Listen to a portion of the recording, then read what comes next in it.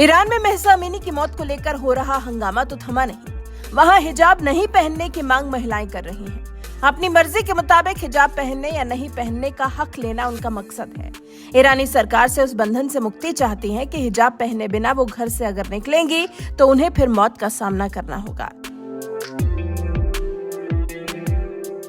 जैसा Mahsa Amini के साथ हुआ, हिजाब बिना पहने ही तो निकली थी। आरोप है कि पुलिस कस्टडी में उसे मार दिया गया। वहीं भारत में भी ये बहस सब काफी लंबी हो चली है। हमारे देश में ये विवाद शुरू हुआ था शैक्षणिक संस्थानों में हिजाब पहनने की इजाजत को लेकर। कर्नाटक से ही विवाद शुरू हुआ था और पूरे देश में फैला था। उसके बाद अब जब ये मामला देश की सर्वोच्च अदालत में है तो वहां पर भी जज इसको लेकर एक मत नहीं हो पा रहे हैं।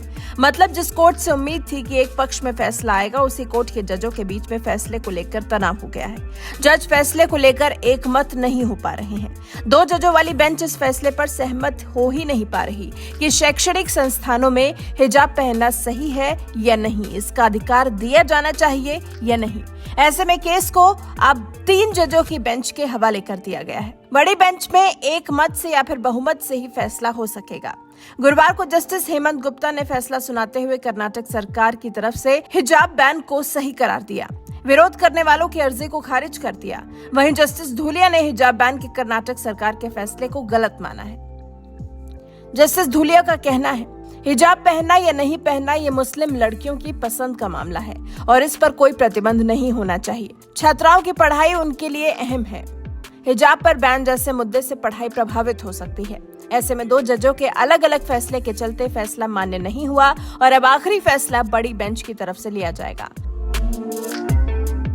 आपको याद हो तो स्कूल कॉलेजों में हिजाब पहनने पर बैन के खिलाफ सुप्रीम कोर्ट ने 10 दिन तक सुनवाई की थी और उसके बाद 22 सितंबर को फैसला सुरक्षित रख लिया था। कर्नाटक के लिहाज से काफी अहम फैसला है क्योंकि चुनाव नजदीक है और इसके चलते ध्रुवीकरण भी देखने को मिल सकता है। आपको बता दें, कर्नाटक हाई कोर्ट ने हिजाब के बैन को सही माना था और मुस्लिम लड़कियों की अर्जी को ये कहते हुए खारिज कर दिया था कि हिजाब इस्लाम का अनिवार्य हिस्सा नहीं है। इसके बाद हिजाब बैन का विरोध करने वालों ने सुप्रीम कोर्ट में चुनौती दी थी। इस विवाद की शुरुआत उडुपी के एक महिला कॉलेज से हुई थी, जहां कुछ छात्राओं को प्रिंसिपल और स्टाफ ने हिजाब पहनकर क्लास में आने से रोक दिया था। इसके बाद छात्राओं ने विरोध प्रदर्शन शुरू किया था और फिर देखते ही देखते कर्नाटक के अन्य हिस्सों और दूसरे राज्यों में भी हिजाब को लेकर विवाद शुरू हो गया था।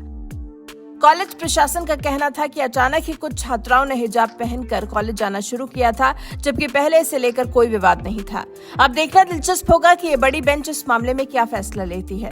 2 जजों की बेंच में तो मतभेद हो गया, अब 3 जजों की बेंच कर्नाटक में हिजाब पहनने को लेकर छिड़े विवाद को लेकर क्या फैसला लेती है, ये आने वाले कुछ दिनों में पता चल जाएगा। वैसे आप इस मामले में क्या कहते हैं? कर्नाटक में हिजाब पहनने को लेकर आजादी होनी चाहिए कि जो पहनना चाहे वो पहने, या फिर इस पर पूरी तरह से बैन होना चाहिए? आपके विचार हमें कमेंट कर जरूर बताएं।